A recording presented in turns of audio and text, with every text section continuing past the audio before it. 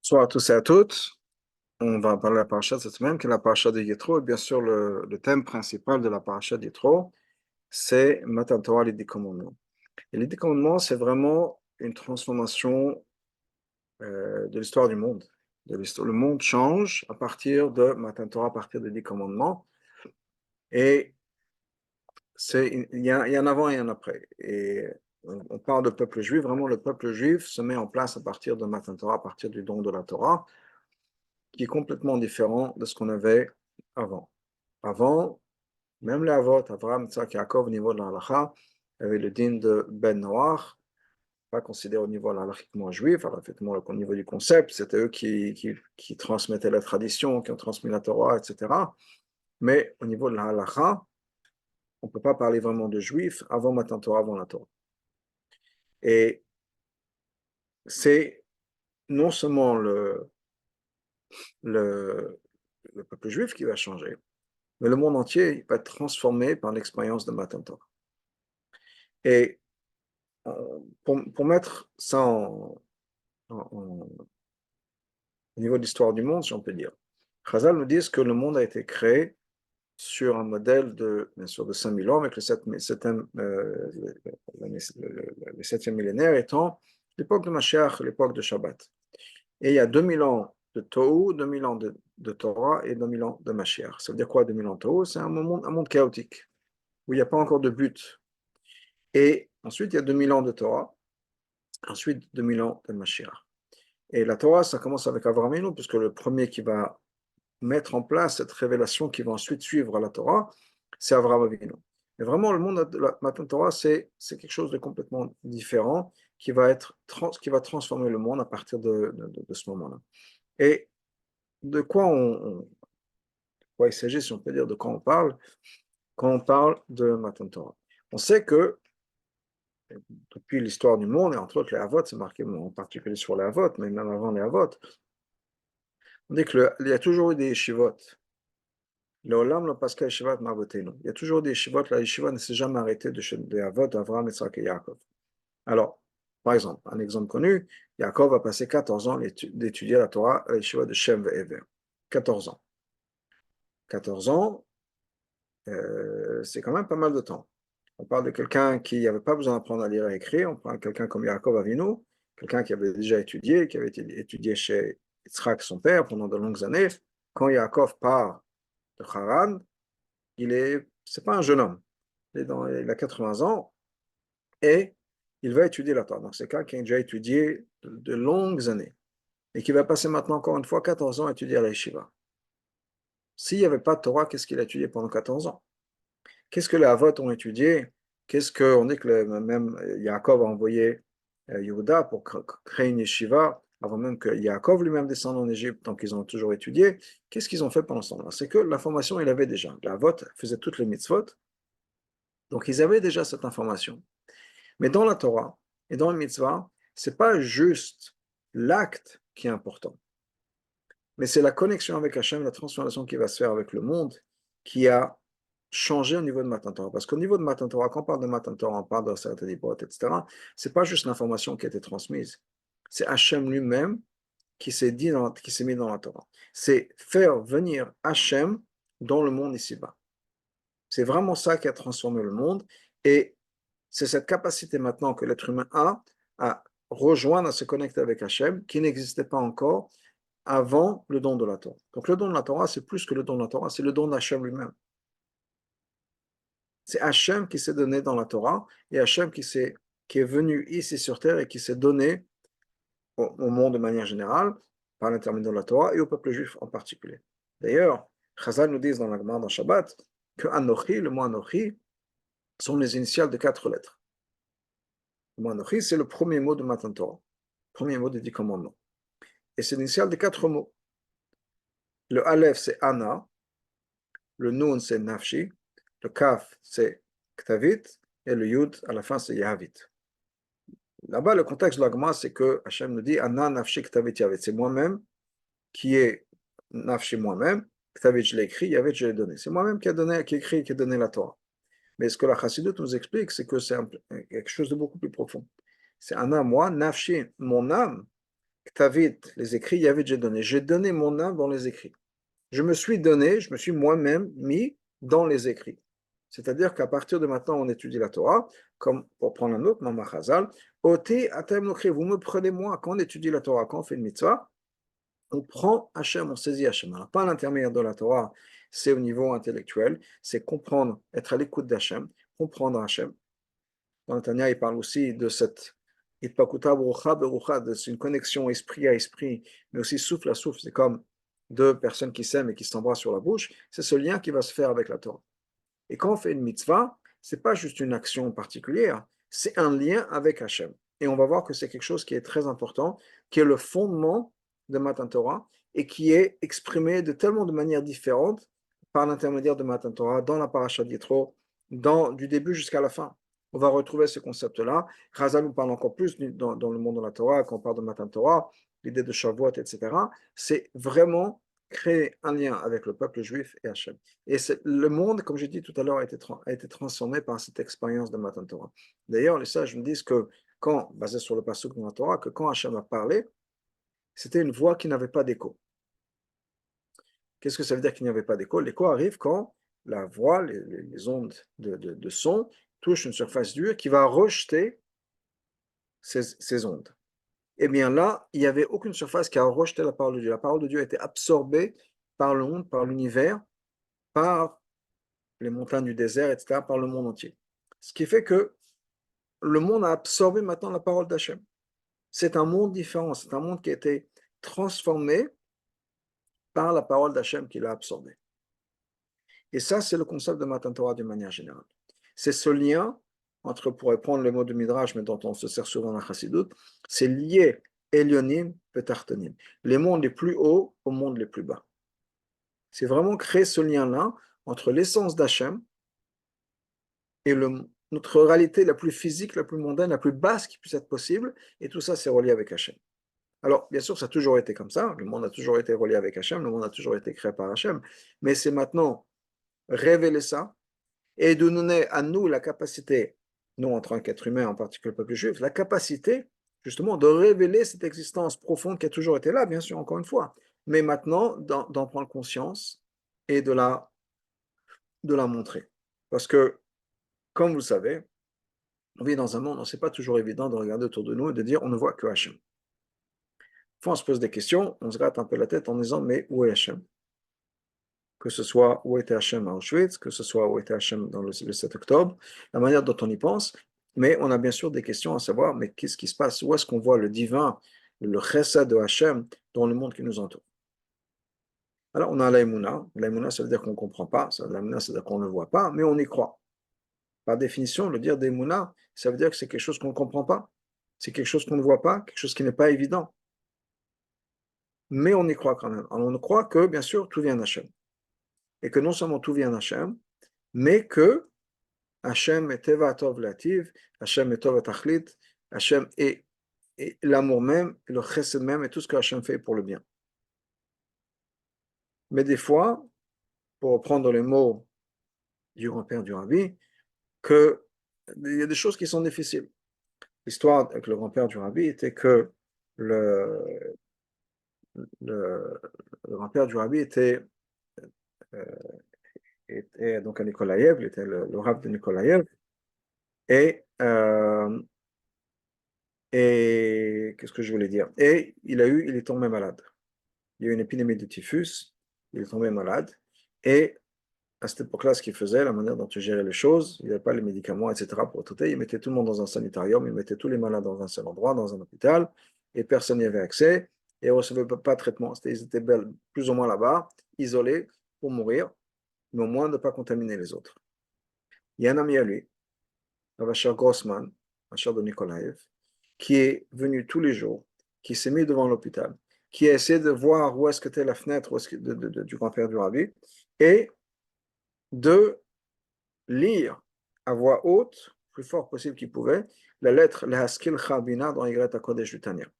La lettre L'Haskil Chabina est une lettre qui plus ou moins décrit l'idée, ou explique, c'est pas juste décrire, explique le concept que En Ra Yored Milmala, il n'y a rien de mal qui vient du ciel. Tout ce qui vient d'Hachem est bon. comme l'histoire qu'on connaît de Rabbi Akiva, Chomish Gamzu, Gamzu Letova, que tout est pour le bien, etc. C'est plus ou moins la lettre du Admor Zaken qui explique ce concept-là. Et donc, Rabbi Asher Grossman venait tous les jours devant le grand-père de Rabbi Shlomo Meir Janowski et il lisait cette lettre-là. Et après des semaines à l'hôpital, le grand-père du Rabbi est sorti de l'hôpital Baruch Hashem vivant, qui était un miracle. Parce qu'encore une fois, ils étaient mis là-bas pour mourir, pas pour être guéris. C'est vraiment un miracle. Il est sorti, et quand il a vu ce Rabbi, il a dit, tu m'as sauvé la vie. J'étais entendu, alors que lui il ne savait pas ce qui se passait de l'autre côté. Est-ce qu'il espérait qu'il y ait quelqu'un qui écoute, qui l'entende, etc. Mais il ne savait pas. Il a dit, quand j'ai entendu cette lettre-là du Al-Mu'azaken, ce message-là, que tout vient d'Hachem et pour le bien, etc., ça m'a donné la force et le courage de continuer à me battre et revenir en vie. Mais, il a dit en yiddish, c'était pas facile, c'était très difficile de le faire. Donc des fois, effectivement, on se dit, Enra yored min mala. Il n'y a rien de mal qui vient d'Hachem. C'est beaucoup plus facile de se dire quand tout va bien, qu'on a bien mangé, qu'on est à l'abri du temps et des éléments, et qu'on a un peu d'argent à la banque, et que Baruch Hashem, on a bonne santé, tout va bien. Alors c'est facile de dire oui, tout va bien. Quand malheureusement on est dans une situation, ça devient plus difficile. Mais ça a toujours été la vérité. Ce que la Torah nous a permis de faire, c'est de pouvoir révéler ça dans le monde, révéler le Créateur dans le monde. Et non seulement le Créateur, mais tout le monde sait qu'il y avait un créateur. On a besoin d'avoir un créateur. On prend, je sais pas, on prend un stylo, on sait très bien qu'il faut qu'il y ait quelqu'un qui a mis ce stylo, qui a créé le stylo. On n'a pas besoin d'avoir l'aïmouna pour se dire, ah, quelqu'un l'a fait. C'est évident. Donc, d'avoir un créateur, c'est pas quelque chose d'extraordinaire, on n'a pas besoin d'avoir l'aïmouna. Mais l'aïmouna, c'est de savoir que Hachem, il est Memale Kolamé, Sovev Kolamé, qu'Hachem dépasse le temps et l'espace, etc. Ce sont des choses qui sont complètement hors de notre vécu, hors de notre vie. Et malgré tout, on y croit, même si ce n'est pas notre expérience. Donc ça, c'est l'idée de l'aïmouna. Mais Matan Torah, ça va au-delà de l'aïmouna. C'est de pouvoir faire en sorte qu'on puisse transformer le monde, révéler le monde, ce qui veut dire en d'autres mots, faire venir Mashiach. Parce que l'époque de Mashiach sera l'époque où le monde aura cette conscience de la présence d'Hachem et du fait que tout vient d'Hachem. Et non seulement ça, mais on pourra regarder en arrière toute l'histoire du peuple juif et toute l'histoire du monde et voir le bien qu'il y a eu dans tout ça et remercier Hachem pour les souffrances qu'on a eues.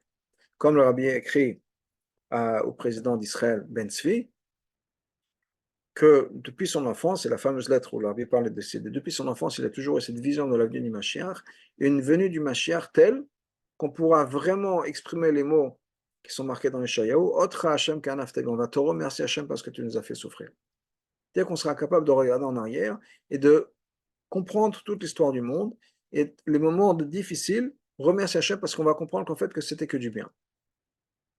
Mais ça, c'est quelque chose qui prend du travail.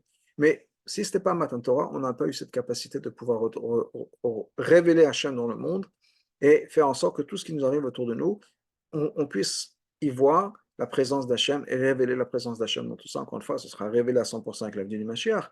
Mais entre-temps, on a cette idée-là de la présence de Mashiach. Alors, qu'est-ce qui se passe au niveau de Matan Torah? Comme je dis, Matan Torah, en deux mots, c'est quoi?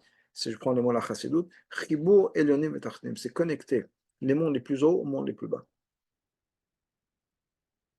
Le Mala Mala Adenketz, le Mata Mata Tachli, du plus élevé au plus bas, c'est-à-dire l'essence d'Hachem révélée ici sur terre. Ça va se faire par la Torah et par les mitzvot. Et le concept de toute la paracha d'Yitro, le concept de toute Matan Torah s'exprime dans ça. On a ces deux extrêmes à chaque fois, le plus haut et le plus bas. Et si on a compris ça, on a compris Matan Torah, et ensuite on peut passer à l'étape d'après, qui est comment mettre ça en application dans notre vie, comment le vivre, etc. Et qu'est-ce que ça veut dire pour nous. Mais si on a compris ça, on a compris Matan Torah. C'est que maintenant, le plus haut est présent dans le plus bas. Et ça commence avec le nom de la paracha, qui est le tout début de l'histoire de la paracha. C'est quoi la paracha? La paracha s'appelle Yitro. Ça vient du mot que Baishma Yitro. Yitro a entendu tout ce que Hachem a fait, tous les miracles, etc. Et donc il est venu rejoindre le peuple juif dans le désert. Yitro, qui c'était? Yitro, c'était pas un juif. Yitro, c'était quelqu'un qui a, après Chazal, qui a servi toutes les idoles du monde. Il avait une connaissance extraordinaire de l'Avodah Zarah, une connaissance donc extrême en ce qu'on appellerait de nos jours des religions comparées. Et pas juste une connaissance théorique, mais c'est quelqu'un qui a servi les idoles du monde, toutes les idoles, d'après ce que Chazal nous disent, et c'est quelqu'un qui maintenant entend le concept de la Torah, etc. Alors bien sûr, Yitro, c'est aussi le beau-père de Moshe, mais c'était un non-juif qui était pendant de longues années idolâtre. La paracha de Matan Torah s'appelle par le nom de Yitro. Pourquoi? Cette même idée. Que Hachem, l'essence d'Hachem, se retrouve exprimée dans une paracha qui s'appelle Yitro, qui est le nom d'une personne qui n'est pas juive. Une personne non seulement pas juive, mais qui était pendant de longues années idolâtre. C'est relier le plus haut au plus bas. Et non seulement ça, le Zohar nous dit qu'il n'y aura pas eu de Matan Torah avant la venue de Yitro. Si Yitro n'était pas venu, on n'aurait pas pu avoir Matan Torah, parce que c'était important, non seulement que le peuple juif soit présent, mais que l'humanité, si on peut dire, les non-juifs soient aussi présents à Matan Torah, parce que c'est quelque chose qui va impacter le monde. Donc si le monde n'est pas impacté, si le monde est impacté, mais à un certain degré, on n'a pas encore accompli Matan Torah. Matan Torah, c'est d'aller au plus bas.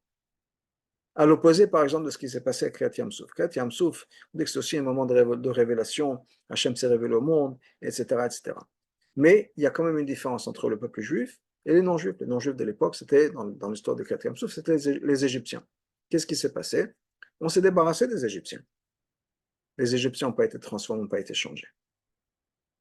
Le peuple juif, lui, a été libéré. Le peuple juif a eu cette révélation de Kedusha, de sainteté, de divinité pendant la période de la traversée de la mer Rouge. C'est ce que la traversée de la mer Rouge représentait justement. Ce qui était d'habitude couvert, comme c'est couvert par l'eau, était découvert. Eh bien, c'est-à-dire que ce que ça représente, c'est que ce qui est d'habitude couvert pour nous, c'est quoi? C'est la présence d'Hachem. Le fait que Hachem est partout, que tout est Hachem, eh bien d'habitude c'est couvert, ça, on ne le voit pas, Hachem. On voit des choses qui sont devant nous, mais on ne voit pas Hachem. Eh bien, à ce moment-là, c'était révélé et on l'a vu. Donc, c'était la révélation d'Hachem, ce qui est caché, cette couche d'eau qui couvre tout, c'est-à-dire cette couverture, ce rideau qui couvre tout, a été enlevé et maintenant, on voit ce qui est en dessous de tout, ce qui est la révélation d'Hachem. Eh bien, ça, c'était une expérience qu'uniquement le peuple juif a eue. Les non-juifs, les Égyptiens, eux, ont été éliminés. Ce n'est pas encore Matan Torah. Matan Torah, c'est le moment où même les non-juifs vont participer à cette expérience. Alors, le monde n'était pas encore prêt à 100%, et jusqu'à aujourd'hui, le monde n'est pas prêt à 100%, c'est pour ça qu'il y a toujours des non-juifs qui se battent contre le peuple juif, contre cette vérité de la Torah, et qui commettent des choses qui sont interdites, quelque chose qui font partie des 10 commandements. Par exemple, ne pas tuer. L'otignom, ne pas voler, on nous dit que ce n'est pas kidnapper. Il y a des non-juifs qui, malheureusement, on le sait, on le vit jusqu'à aujourd'hui, qui ont des otages, qu'ils ont kidnappés, malheureusement le meurtre, etc. L'otinaf, les relations interdites. Malheureusement, il y a encore une partie du monde qui se bat contre ça. Et à l'époque de Machar, tout ça, ce sera fini. Mais au moins, c'est important qu'il y ait au moins un non-juif qui soit présent pour Matan Torah, ce qui est Yitro. Parce qu'encore une fois, l'idée, c'est quoi? C'est qu'on puisse déjà atteindre les niveaux les plus bas, transformer le monde à partir du bas. D'ailleurs, Chazal nous dit que Yitro, le beau-père de Moshe, était le premier à avoir dit Baruch Hashem. Et c'est de quoi Baruch Hashem? C'est jusqu'à maintenant, Chazal nous dit il n'y a pas eu personne à se servir de ces mots-là, Baruch Hashem. Il y a eu la Shira, au moment de la traversée rouge, la traversée de la mer Rouge, ils ont chanté pour louer, pour remercier Hashem. Mais les mots Baruch Hashem n'ont pas été. On les voit pour la première fois dans la paracha d'Yitro. Et ça a été dit par Yitro. Qu'est-ce que ça représente Baruch Hashem? Baruch Hashem, c'est faire venir Hashem dans le monde. Baruch, c'est l'idée de Hamshacha, de faire venir du bas, de rabaisser, ramener à nous. C'est pour ça que la partie du corps, par exemple, qui est responsable de faire en sorte qu'une personne puisse se baisser un peu, c'est Berer, c'est le nid, c'est le genou. Le genou, c'est Berer. Ça a la même racine, Bet, Rash, Bresh, Chaf, qui est Baruch. Baruch, c'est faire descendre. Dans la Mishnah, on trouve les mots Hamavrich et Tagefen, quelqu'un qui fait baisser les branches d'une vigne. Une des manières dont on peut faire pousser un nouvel arbre, une nouvelle vigne, c'est qu'on prend une branche de vigne, on la courbe et on la plante. On plante cette même branche, la tête en bas si on peut dire, dans la terre et ça crée, c'est le début d'un nouvel arbre. Et on se sert du mot de hamavrir, de faire baisser cette branche-là, parce que Baour, c'est faire baisser, ramener en bas. Yitro était la première personne à avoir dit Baour Hashem, c'est-à-dire j'amène Hashem ici sur terre. Et c'est important que ce soit par Yitro. La même idée, on la retrouve dans un autre concept. Chazal nous dit que Anochi, c'est un mot qui est en égyptien. En hébreu, on dit Ani. Anochi, c'est pas de l'hébreu. Anochi, c'est de l'égyptien. Pourquoi le même concept. C'est que Hachem doit être révélé dans n'importe quelle langue, dans n'importe quel aspect du monde, et même dans l'égyptien. Et l'égyptien, on l'a vu plusieurs fois, c'était Ervat, c'était le niveau le pays le plus bas qui avait, le plus immoral, le plus bas au niveau moralement qu'il y avait sur terre à l'époque-là. Et on s'est servi de l'égyptien justement pour pouvoir révéler Hachem, même dans une langue, je dirais aussi impure, ou ce qui représente quelque chose aussi impur que l'Égypte. Le même concept, de révéler le plus haut dans le plus bas. Et ça, c'est toute l'idée de l'histoire du monde, toute l'idée de Mashiach, c'est quoi? Dira betartenim, révéler Hachem ici dans le monde les plus bas. Et la Torah, c'est ça aussi. La Torah, c'est dans l'action, et la Torah, c'est dans l'étude. Pourquoi est-ce que la Torah, c'est dira betartenim? Parce que dans le monde, on peut regarder ça de deux manières différentes, mais il y a deux choses qui sont les plus basses. Premièrement, il y a 4 règnes dans la création. Il y a les êtres humains, il y a les animaux, il y a les plantes, et il y a les minéraux. Tous les objets, que ce soit fait en plastique, en métal, etc. Les mitzvot, pratiquement parlant, doivent toutes plus ou moins être faites par un être humain en se servant d'un objet. Ça peut être allumer les bougies de Shabbat, c'est prendre un objet, une bougie, prendre une allumette ou autre chose qui est faite à partir de bois ou de papier qui sont des plantes, et on allume la bougie. Et par ça, on révèle Hachem. Pourquoi? Parce qu'on révèle Hachem dans un objet. La paire de filines, c'est fait en cuir, ça vient du monde animal. C'est la même chose. Un sacrifice, ça vient du monde animal. Quand on mange quelque chose de cachère, ça peut être du monde animal, ça peut être une plante, ça peut être des minéraux. Et on fait une bracha, on s'assure que c'est cachère, etc. Et tout ça, c'est élevé, révéler Hachem dans le monde entier. Et c'est pour ça que la vision du judaïsme d'une personne parfaite, c'est pas quelqu'un qui va se détacher du monde, qui va se dire, ah, moi, je vais m'enfermer dans un temple pendant 50 ans et méditer. Non, c'est vivre dans le monde, manger, avoir une famille, aller au travail et révéler Hachem là où on est. Révéler Hachem par la nourriture. Comme beaucoup de tzadikim l'ont dit, c'est beaucoup plus facile de jeûner le Shem Shamaim. C'est beaucoup plus compliqué de manger le Shem Shamaim. Mais c'est ça qu'il faut. Alors quand on jeûne, on dit, ouais, je me coupe de la nourriture. C'est facile. C'est facile de faire le Shem Shamaim.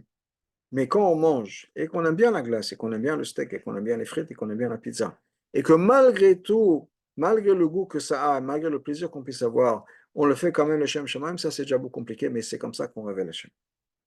C'est là on va révéler Hachem dans nos actions. Même chose, on prend une pièce qui est faite à partir d'un métal, c'est des minéraux, dans le genre de l'inerte, des objets, et on s'en sert pour donner la tzedaka, etc. On a transformé le monde. Et c'est pour ça que les mitzvot sont de manière générale, c'est par ça qu'on accomplit ce diram betartenim, cette révélation d'Hachem dans le monde. Mais il y a aussi à l'intérieur de l'être humain. Quel est l'être le plus bas de la création? D'une certaine manière, c'est l'être humain. Pourquoi? Parce que quand on définit qu'est-ce qui est plus haut et plus bas, ce n'est pas une question de géographie ou de topologie ou de géologie. Ce n'est pas que si on est sur une montagne, on est plus proche d'Hachem, et si on est à la mer, on est plus loin d'Hachem. Ça ne marche pas comme ça. Plus haut et plus bas, c'est la conscience qu'on a d'Hachem.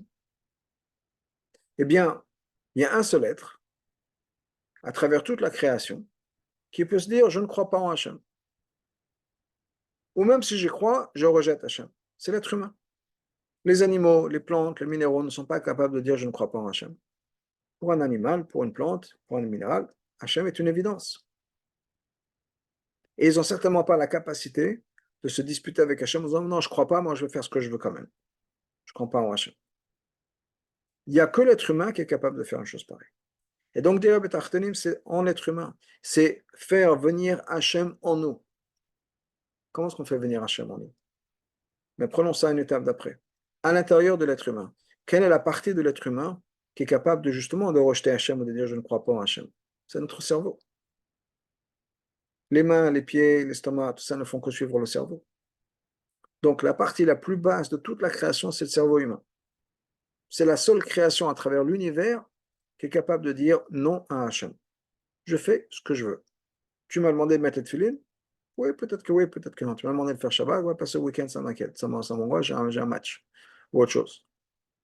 Il n'y a que le cerveau humain qui est capable de faire une chose pareille. Il va dire, c'est faire venir Hachem dans le cerveau humain. Il y a une seule possibilité de le faire, c'est par l'intermédiaire de la Torah. En étudiant la Torah, c'est là où on va faire introduire Hachem dans le cerveau humain. Donc, quand on parle de Matan Torah, on parle de ces deux aspects aussi. On parle de la mitzvah et on parle de la Torah. La mitzvah, c'est aussi, encore une fois, pas juste l'acte, mais c'est cette connexion qu'on va créer avec Hachem. La mitzvah, le mot mitzvah, ça veut dire connexion, attachement. C'est ce que c'est qu'une mitzvah. Par une mitzvah, on s'attache avec Hachem. Pourquoi? Parce qu'on fait ce que Hachem nous a demandé. Et automatiquement, par la relation qu'on a avec Hachem, quand on fait une mitzvah, ça a tout un sens. Parce qu'on a cette relation avec Hachem. Donc, ce n'est pas juste un acte. Avant Matan Torah, les Avot pouvaient faire le même acte aussi. Mais il n'y avait pas de Kedusha, il n'y avait pas de connexion avec Hachem. Si Yaakov Avinu mettait les tefilin, le Zohar nous dit que Yaakov Avinu mettait les tefilin. À sa manière, ce n'était pas les lanières, les boîtes avec le schéma, etc. Mais ce que nous faisons de nos jours avec les tefilin, Yaakov le faisait à sa manière. Ce qu'entre autres, le Zohar nous dit, c'était cette histoire qu'on retrouve avec Yaakov, où il prenait des bouts de bois et il taillait des encoches. Eh bien, les encoches que Yaakov taillait, c'est comme nous sur le bras, où on met les lanières noires, ça crée ces mêmes influences spirituelles, cosmiques, spirituelles, ce qu'on veut dire. Yaakov faisait la même chose. Mais il n'y avait pas de Kedusha dans cette filine. Dans le sens où Hachem ne lui avait jamais demandé de faire des filines. C'est comme chez moi, je décide aujourd'hui, bah, je ne sais pas, je vais prendre mon stylo, si je fais basculer mon stylo sur mon bout du nez, ça devient une mitzvah, parce que je le fais pour Hachem. Ce n'est pas une mitzvah. Peut-être que j'ai les meilleures intentions du monde, et peut-être que je le fais, je ne sais pas quoi. Il y a plein d'histoires de Baal Shem Tov, d'enfants ou des gens qui ont fait des choses extraordinaires, ou siffler, ou dire coucou pour Hachem, et c'était super. Très bien, mais ce n'est pas une mitzvah.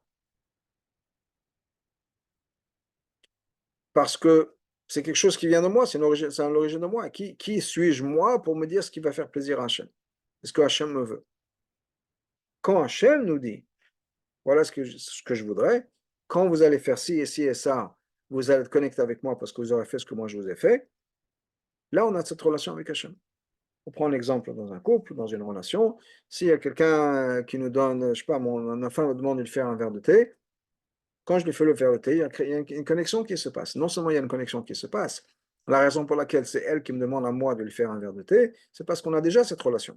Elle n'a pas arrêté des étrangers dans la rue en nous disant est-ce que vous pouvez me faire un verre de thé? Dans un magasin ou dans un restaurant, c'est autre chose. On paye pour un service. Mais il y a cette relation. Alors la relation elle se passe différemment, mais il y a une relation. Mais la raison pour laquelle il y a cette attente, si on peut dire que si elle va me demander de lui faire un verre de thé et que je le fais, je vais le faire, c'est parce qu'on est dans une relation. Et quand je fais le verre de thé, effectivement, j'améliore la relation.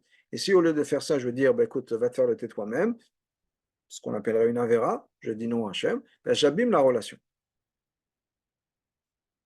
Maintenant, si au lieu de dire ça, je dis à ma femme, tu sais quoi, moi j'ai décidé qu'au lieu de te faire un verre de thé, je vais t'amener un verre d'eau ou un verre de jus d'orange. C'est pas ce qu'elle m'a demandé, il n'y a pas la mitzvah. Donc, si moi je décide que je prends, au lieu de faire une mitzvah, je vais rajouter quelque chose d'autre, je vais basculer un stylo sur mon nez pour Hachem, c'est peut-être très beau et très élégant et très acrobatique, mais c'est pas ce qu'Hachem a demandé. Donc, la mitzvah, c'est justement faire ce que Hachem nous demande. Et ça, c'est ce qui s'est passé au niveau de Matan Torah. C'est encore une fois faire venir Hachem dans notre réalité. Faire en sorte qu'on puisse se relier, se connecter avec Hachem. Et ça, c'est quelque chose d'extraordinaire qui s'est mis en place au Matan Torah. Et encore une fois, Matan Torah, c'est prendre l'essence même d'Hachem, le niveau le plus profond qui n'a jamais été révélé, et le faire venir dans notre vie. Et ça s'exprime aussi dans les 10 commandements même. Dans les commandements même, les premiers commandements sont les choses les plus extraordinaires possibles.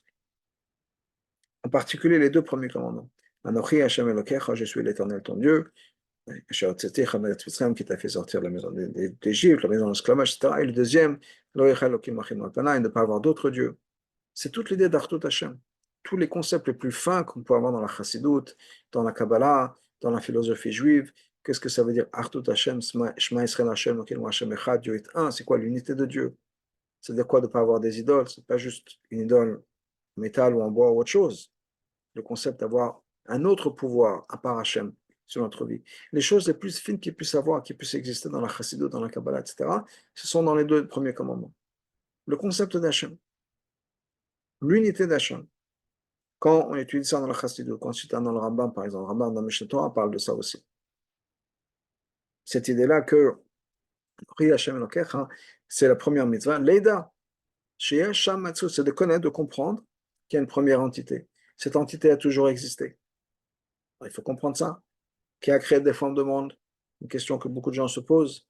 Qui a créé Hachem? Si tout le monde doit avoir un source, j'ai dit tout à l'heure, si on voit un stylo, c'est que bien sûr, il y a quelqu'un qui a pensé. Ok, très bien. Alors, qui a créé Hachem? Parce que tout doit avoir une source. Oui, des questions importantes comme ça. D'où vient Hachem? Qui a créé Hachem? Qu'est-ce qui s'est passé avant Hachem? Okay? Ce genre de questions-là, tout ça, ça fait partie de Anochi Hachem Lokecha Lo Yelecha.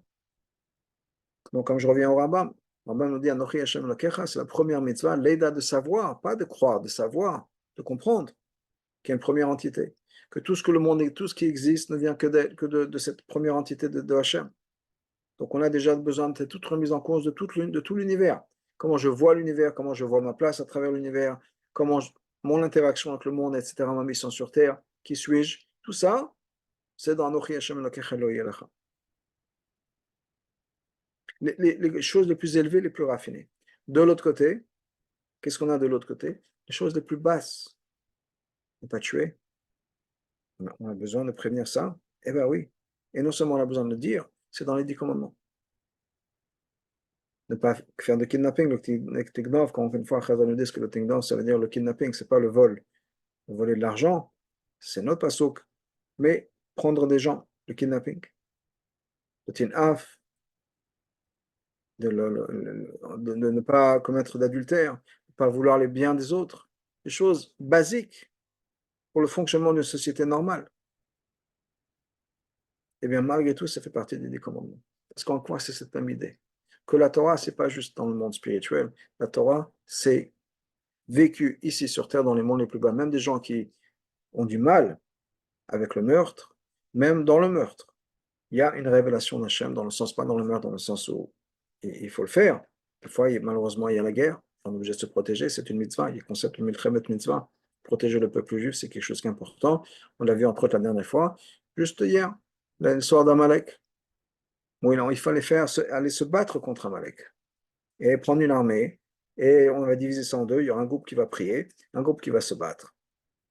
Et se battre contre le mal, contre les forces du mal, il faut le faire.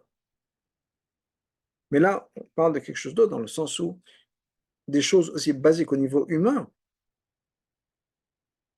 Le même Dieu qui nous a dit Anochi Hashem Lakecha, voilà l'essence de Dieu, etc., etc., etc. On dit attention, ça va aussi bas que le meurtre. Parce que la Torah, c'est pas juste dans le spirituel, c'est aussi dans le concret, dans la vie de tous les jours. Et s'il y a un manque d'alignement, si on peut dire, une dichotomie entre Anochi Hashem Lakecha et le Tirtzach Lotin Af, c'est qu'on a un problème dans notre Torah. Parce que la réalité d'Hachem, l'expérience de cette connexion qu'on a avec Hachem doit être là à tous les niveaux. De manière générale, on appelle ça Ben Adam le Makom et Ben Adam le Chaviro. Mon lien avec Hachem, Ben Adam le Makom, alors toutes les mitzvot qu'on a, et Ben Adam le Chaviro, mon lien avec les autres, doivent être alignés. Des fois, on a l'impression que c'est deux sortes de mitzvot. Il y a les mitzvot qu'on appellerait religieuses, Shabbat, Tefillin, etc. Il y a des mitzvot qui sont pas religieuses. C'est des mitzvot pour vivre dans un monde civil. Comment se comporter avec les gens autour de nous? Faut être gentil, il faut être bien, il ne faut pas mentir, il ne faut pas voler. Mais quel rapport avec Hachem? C'est les mêmes 10 commandements. Quand on ne vole pas, c'est une mitzvah non seulement entre Ben Adam et Chavero, c'est une mitzvah qui a à voir avec Hachem. Ne pas voler, c'est respecter les mitzvahs d'Hachem. Ne pas voler, c'est agir comme religieux. Il y a des gens qui disent, qui parlent d'autres personnes de leur famille ou d'eux-mêmes, etc. Oui, moi, on n'est pas religieux, mes parents ne sont pas religieux, ils n'étaient pas religieux, mes grands-parents, etc. Mais c'était des gens bien, des mensch, des gens vraiment honnêtes, etc., etc. Ce genre de discours. Et ce qu'il faut comprendre, c'est que quelqu'un qui est bien, qui est honnête, qui est un mensch, qui est respectable, qui respecte les autres et qui se comporte bien avec les autres, etc., il est aussi religieux. Et quelqu'un, alors c'est vrai qu'il y a une partie de sa religiosité, si on peut dire, qui n'est pas exprimée, le côté Shabbat, Tefillin ou autre, mais il y a une partie des mitzvot qu'il fait. De la même manière que quelqu'un qui fait Shabbat, qui mange kasher, et qui met les Tefillin ou autre chose, et de l'autre côté se comporte, se vole à tout le monde, et se comporte de manière horrible avec les gens, c'est exactement la même chose. C'est quelqu'un qui, soit les deux sont religieux, soit les deux ne sont pas religieux, en fonction de la manière dont on va regarder les choses. Mais on ne peut pas choisir une mitzvah et l'autre en disant, oui, voilà, ce genre de mitzvah, c'est des mitzvahs religieuses, et c'est des mitzvahs qui ne sont pas religieuses.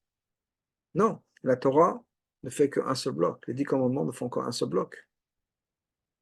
Ce qui fait que, encore une fois, ces concepts les plus profonds et les plus fins qui nous rattachent avec Hachem directement doivent s'exprimer obligatoirement dans notre relation avec autrui. Il n'y a pas de désaccord entre les deux. Impossible. Et d'ailleurs, on trouve le même concept tout à la fin de la paracha. Je dis que toute la paracha des trois, c'est la même idée. De prendre le plus élevé au plus bas. Soit Hachem, qui va être révélé par Yitro, ce nom juif, il va dire Baruch Hachem, les 10 commandements dans Anochi, et la fin, c'est respecter autrui. Mais la dernière mitzvah de la Torah, de cette paracha, le dernier passouk de cette paracha, le dernier raché de cette paracha, ont le même concept. Tout à la fin, la dernière mitzvah, c'est quoi? C'est que quand on construit un misbéach pour Hachem, de pierre, c'est-à-dire le misbéach qui allait être construit, au bout du compte, dans le Mishkan, eh bien, il faut faire une rampe. Le misbéach, c'était très haut, c'est plusieurs étages de hauteur, il faut faire une rampe. Une rampe et pas des escaliers. Pourquoi? Parce que quand on marche sur des escaliers, prendre en conscience le fait que les Kohanim portaient des tuniques, et donc, ce que la Torah nous dit, le tegalé ne va pas révéler ta nudité sur les marches. C'est-à-dire que quand on prend des marches, on a besoin d'écarter un peu les jambes, et ça permettrait d'une certaine manière à ce que la pierre voie ce qu'il y a les parties privées de la personne. Maintenant, on voyait vraiment, on ne voyait pas les parties privées du Kohen, parce que le Kohen portait des pantalons. Mais c'est un geste qui n'est pas beau, si on peut dire. C'est un peu faire honte, un peu humilier, si on peut dire, la pierre, parce que cet acte-là de marcher en se découvrant un peu devant les pierres, c'est pas pour les autres, c'est pas beau, disons. Ça marque un peu de bisayon, c'est minak bisayon, ce que Rachid nous dit. C'est un comportement qui pourrait être expliqué comme quelque chose qui est moins que respectueux. Et Rachid, basé sur le Mechilta, Midrash de Chazal, nous dit la chose suivante, quelque chose d'extraordinaire. Les pierres du Misbéach, bien sûr, on ne peut pas leur faire honte, c'est de la pierre. Malgré tout, la Torah nous dit attention, il ne faut pas leur manquer de respect. Il ne faut pas leur manquer de respect. Et donc, ce ne serait pas beau de faire un geste qui pourrait peut-être être un geste qui n'est peut-être pas beau, qui est d'écarter les jambes quand on marche sur des marches. Et donc, on va faire une rampe qui monte. Et Rachid nous dit, réfléchissons à ça. La pierre ne va pas être vexée, elle ne va pas être fâchée, elle ne va pas être humiliée. Est-ce que la personne le fait, le Kohen ne fait pas pour insulter, pour faire monter à la pierre? Pas du tout. C'est pour marcher, pour aller au misbéach. Et malgré tout, il faut faire attention. À combien est-ce qu'il faut faire attention à ne pas dire quelque chose qui pourrait peut-être insulter quelqu'un, qui cette personne ne serait peut-être même pas insultée. Comme la pierre. Peut-être que la pierre, elle est incapable d'être insultée. Et peut-être que la personne à qui on va dire quelque chose, un mot un peu de travers, ou peut-être, va peut-être pas comprendre qu'on est en train de se moquer d'elle. Ou de dire quelque chose qui est peut-être pas très beau. C'est pas grave. Il faut faire attention. Il faut faire attention. Et non seulement ça, Rachid nous dit que c'est quoi le respect qu'on doit avoir? C'est plus forte raison qu'Al-Bachomer, la pierre. Il n'y a aucune ressemblance entre la pierre et les Kohanim. Les Kohanim qui marchent, c'est deux choses différentes. Et attention, quand tu vas dire quelque chose à quelqu'un, cette personne-là, elle crée l'image de Shem. Tu parles de dire du mal de quelqu'un, ou de peut-être se moquer ou d'être moins que respectueux avec quelqu'un, c'est peut-être d'être moins respectueux avec Hachem. Pourquoi? Parce qu'il n'y a pas de détachement, il n'y a pas de détachement entre une personne et Hachem. Hachem a créé la personne, on a été créé à l'image de Dieu. Donc le dernier message de la Torah, dans cette paracha-là, sur le dernier Rashi, dit à quel point il faut faire attention au respect qu'on doit avoir pour une autre personne. Ce n'est pas des choses très élevées, pas des choses les plus sophistiquées, compliquées, de philosophie, de Kabbalah ou autre chose. Non. Comment il faut avoir du respect pour quelqu'un d'autre. Même si la personne ne va pas être consciente qu'on est en train de se moquer d'elle, elle ne va pas comprendre, même si on n'essaie même pas, c'est même pas qu'on essaie de le faire. Mais c'est quelque chose qui pourrait peut-être être mal interprété, il faut y faire attention. C'est le dernier message de Parasha. Comment est-ce qu'on fait le tachlis, si on peut dire, la Shoah Tachtona, la fin comment dire, de Matan Torah? Comment est-ce qu'on va dire la conclusion de Matan Torah? Après tout, quand tout a été dit, quand tout a été fini, toute la paracha dit trop, quel est le dernier message avec lequel la Torah va nous laisser? C'est attention au respect de quelqu'un d'autre. Bottom line, le tachlis de tout Matan Torah, c'est le respect qu'on va avoir pour quelqu'un d'autre. À quel point il faut faire attention à ça. Donc, qu'Hachem nous aide à prendre conscience, à bien réfléchir, à regarder à l'intérieur, ce qu'on dit aux autres, comment on se comporte, etc. Et de comprendre que c'est pas quelque chose de séparé d'Hachem, c'est Matan Torah. L'expression de Matan Torah, c'est faire attention au respect d'une autre personne. Il n'y a pas de séparation entre les mitzvot religieuses et les mitzvot ben Adam le Makom. Se comporter comme il faut, être un mensch avec quelqu'un d'autre, c'est une mitzvah entre nous et Hachem. Quelle que soit la personne qu'on a en face de nous. C'est une mitzvah qu'on fait, on se connecte avec Hachem, qu'on a le respect qu'il faut avec quelqu'un d'autre. Alors que Hachem fasse qu'on puisse vraiment être à la hauteur de ça, vraiment vivre comme il faut, se connecter avec Hachem, avoir le respect des autres, se comporter comme un mensch, se comporter comme une bonne personne, et que Bezrat Hachem, on va bien finir la sikha en disant que Hachem va nous montrer la même chose, nous on a du respect pour les autres, Hachem va nous donner du respect à nous, de l'amour, il va nous sortir de la Géoula, et on verra le respect que le monde entier va c'est compliqué, et qu'on aura le respect qu'on doit à tout le peuple juif, et que ça se passe très très bientôt avec l'avenue du Mashiach.